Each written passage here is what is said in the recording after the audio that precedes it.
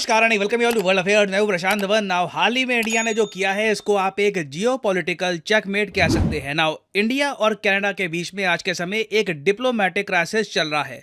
Khalistan supporter की death के बाद आपको पता होगा कनाडा के पीएम ने इंडिया पे आरोप लगा दिए। उसके बाद लगातार दिन भर दिन हम देख रहे हैं कि कनाडा इंडिया के रिलेशंस बदतर होते जा रहे हैं। नाउ इस बीच ना सारी नजरें थी यूएसए पर कि यूनाइटेड स्टेट्स ऑफ अमेरिका यहां पर क्या करता है, क्योंकि यूएस और कनाडा एलाइज हैं, यूएस और इंडिया पार्टनर्स हैं। पार्टनर्स और एलाइज में काफी बड़ा फर्क होता है। मगर हम बात अगर करें जरूरत की तो आज के समय यूएस को जियोपॉलिटिकली इंडिया की ज्यादा जरूरत है कंपेयर टू कनाडा। तो यूएस का यहां पर क्या रिस्पॉन्स होगा? और अगेन यूएस के रिस्पॉन्स को लेकर ना सिर्फ इंडिया और कनाडा, इवन चाइना काफी इंटरेस्टेड था। चाइना का जो ग्लोबल टाइम्स है उन्होंने इस पर बहुत आर्टिकल पब्लिश किए कि जो एस्केलेटिंग इंडिया कनाडा स्पैट है ये हाईलाइट करता है यूएस की हिपोक्रेसी। बेसिकली इस पूरे आर्टिकल में चाइना के सरकारी मीडिया ने यह बोलना स्टार्ट कर दिया कि यूएस एम्बैरेस्ड है, यूएस को समझ नहीं आ रहा कि क्या करे, किस तरीके से मीडिएशन करे कनाडा और इंडिया के बीच में, कैसे दोनों कंट्रीज को वापस एक पीसफुल पाथ पे लाया जाए। नाउ कनाडा ने अपनी तरफ से पूरी कोशिश करी। ये कई रिपोर्ट्स इस पर आ चुकी है कि कनेडियन गवर्नमेंट ने यूएस गवर्नमेंट को अप्रोच किया और ये कहा कि आप खुल के निंदा करिए इंडिया की, और आप अगर निंदा करोगे तो यूके, ऑस्ट्रेलिया, न्यूजीलैंड, बाकी जो देश हैं वो भी फॉलो करेंगे। हम सब मिलकर इंडिया की निंदा करते हैं। बट यूएसए ने कनाडा को मैक्सिमम ये कहा कि देखो, हम ये कहेंगे कि हम कंसर्न्ड हैं, उसके आगे हम इंडिया के अगेंस्ट कुछ ज़्यादा बोलने नहीं वाले। अभी रिसेंटली भी आप अगर देखो तो जो यूएसए के एम्बेसडर हैं टू इंडिया, एरिक गारसेती, इनसे जब पूछा गया कि गारसेती साहब आपका क्या मानना है कि आप इंडिया की साइड हो, कनाडा की साइड हो, आपका बेसिकली अभी स्टांस क्या है बिटवीन दिस डिप्लोमेटिक क्राइसिस, तो इसके जवाब में इन्होंने ये कहा कि Canada is a dear friend, partner and ally and happens to be our northern neighbour, क्योंकि कनाडा यूएस के नॉर्थ में है। आगे की लाइन बड़ी इंटरेस्टिंग है, we care deeply for Canada just as we care deeply for India. ये बात इन्होंने साफ साफ बोल दी कि मेरे दो अनमोल रतन, एक है राम एक लखन, दोनों हमारे लिए बहुत इंपॉर्टेंट है।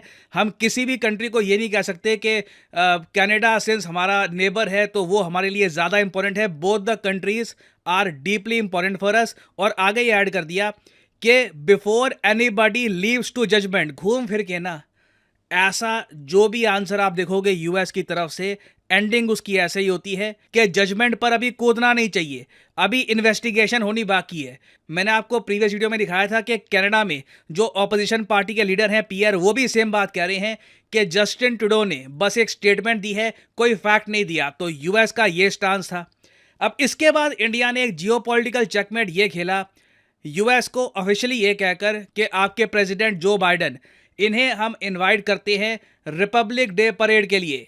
और यहाँ पे आप देख पाओगे इस टॉपिक से रिलेटेड आपको आर्टिकल दिख जाएगा, PM Modi invited US president Joe Biden to 26 January republic day parade. ये बात कंफर्म करी है अमेरिकन एम्बेसडर टू इंडिया ने। ना एक बात यहाँ पर मैं ऐड कर दूं कि ये इन्विटेशन ऐसा नहीं है कि रिसेंटली इंडिया ने भेजा यूएसए को, ये इन्विटेशन हमने G20 समिट के दौरान भेज दिया था।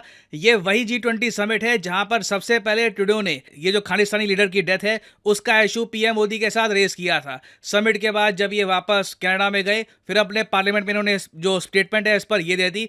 बट इंडिया की फोरसाइट आप देखिए कि जो बाइडन को बिल्कुल सही टाइम पर हमने इन्वाइट कर दिया। और इससे देखिए होगा क्या कि कोई भी अगर डाउट है कि इंडिया कनाडा रिलेशंस के खराब होने से इंडिया के रिलेशंस वेस्टर्न कंट्रीज के साथ खराब हो जाएंगे, ये सारा डाउट हट जाएगा। ऑलरेडी हमने देखा है कि यूके की तरफ से स्टेटमेंट आ चुकी है कि यूके इंडिया के बीच में जो फ्री ट्रेड एग्रीमेंट की बातचीत है वो इंडिया कनाडा रिलेशंस खराब होने से उस पर कोई इंपैक्ट नहीं पड़ेगा। इंडिया यूके अपने फ्री ट्रेड एग्रीमेंट की बात प्रॉपरली आगे बढ़ाते रहेंगे। और इसको हम एक प्रॉपर जियोपॉलिटिकल चेकमेट इसलिए भी कह सकते हैं क्योंकि इंडिया ना सिर्फ जो बाइडन को होस्ट करेगा, इंडिया साथ ही साथ एक प्रॉपर क्वाड समिट को भी होस्ट करेगा। क्वाड समिट आपको पता होगा लास्ट टाइम ऑस्ट्रेलिया में होना था, हो नहीं पाया। जो बाइडन ने लास्ट मोमेंट पर कैंसिल कर दिए अपने प्लान्स, वो सीधा चले गए जापान में। जापान में मीटिंग हुई मगर एक प्रॉपर क्वाड समिट नहीं हो पाया।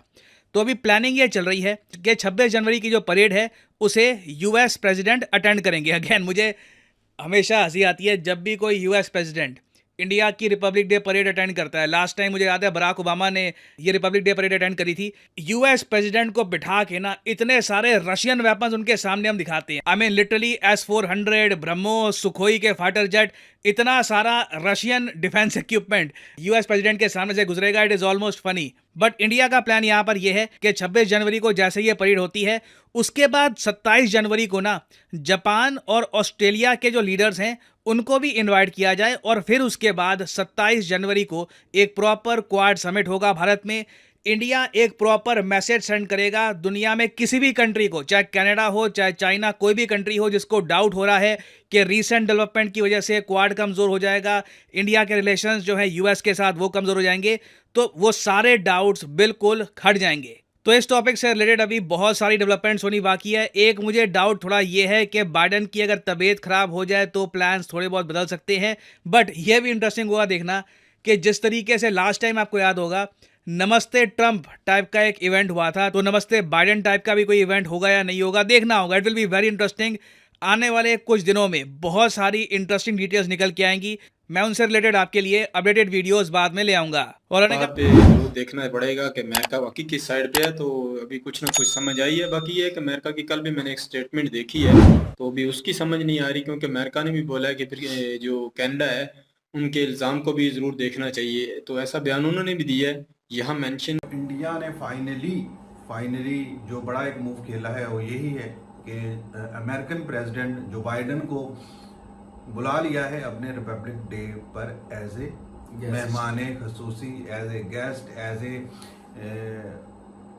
जो उनका ख़ास मेहमान होगा उस डे की परेड पर।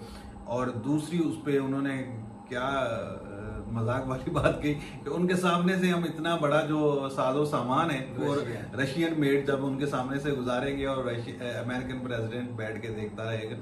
तो यही है भारत की जो पावर है, जो ताकत है। देखिए